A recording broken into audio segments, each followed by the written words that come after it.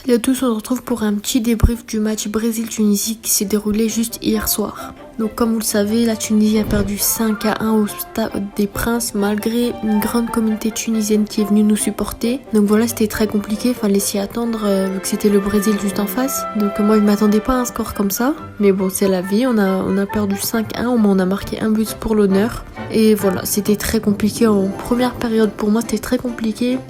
Dès le départ, on n'avait pas une bonne composition selon moi. En deuxième mi-temps, je trouve qu'on a mieux géré, même si on était un joueur de moins, on a mieux géré. Donc voilà, pour commencer, déjà je voulais parler de l'arbitrage, parce que pour moi c'était un très mauvais arbitrage. Il aurait largement pu fermer, j'espère qu'à la Coupe du Monde on n'aura pas des arbitres comme ça. Bon, j'avoue il y avait pénalty pour le Brésil, mais Dylan Brown il prend un rouge, pour moi c'est un jaune. C'est vrai, peut-être on peut discuter pour le rouge, mais il pouvait mettre un jaune au moins. Ensuite, on devait avoir un penalty sur une main de Paqueta dans leur surface de réparation.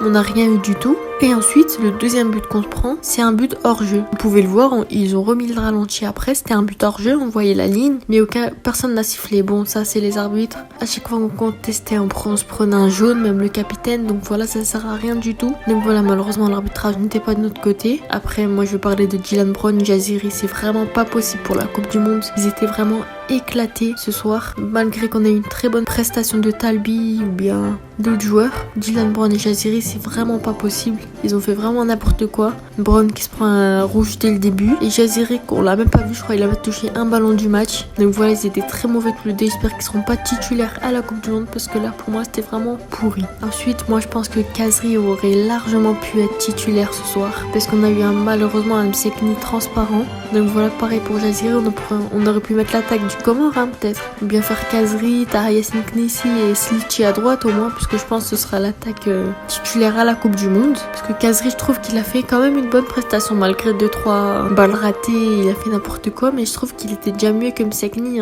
Donc voilà, je pense qu'on aurait pu le mettre titulaire dès le début, parce que c'est la composition dès le début qui allait pas trop. J'aurais préféré mettre Bilal Haifa à la place de Dylan Brown. Bon, c'est pas grave, il a voulu essayer, vu qu'il joue aussi en Europe, en Italie, Serie A. Donc peut-être il aura l'expérience, mais là il se faisait largement éclater. Bon, Dahmen après, le gardien, on peut pas trop parler de lui parce que c'était compliqué, très compliqué, avec une défense un peu transparente. Malgré que Gandry, il était très bon à un moment, la deuxième mi-temps, quand il est entré à la place de Jaziri, il était très bon Gandry. Mais bon, ça a pas suffi, on se prenait des buts, quasiment toutes les 10 minutes. En première mi-temps, on se prenait des buts. Ça va, la deuxième mi-temps, je trouve qu'on a plutôt bien géré parce qu'on s'est pris qu'un seul but. Donc voilà, c'était déjà pas mal. Première mi-temps, c'était vraiment catastrophique. Je sais pas, ils étaient pas organisés, ils avaient peur. Pourtant, on avait tous les supporters. J'espère qu'au Qatar, on aura tous les supporters aussi, puisque là, il y avait une majorité de Tunisiens. Le comportement, il m'a un peu dégoûté parce qu'ils ont jeté une banane sur Richarlison quand il a célébré son but. J'espère que c'était pas un Tunisien.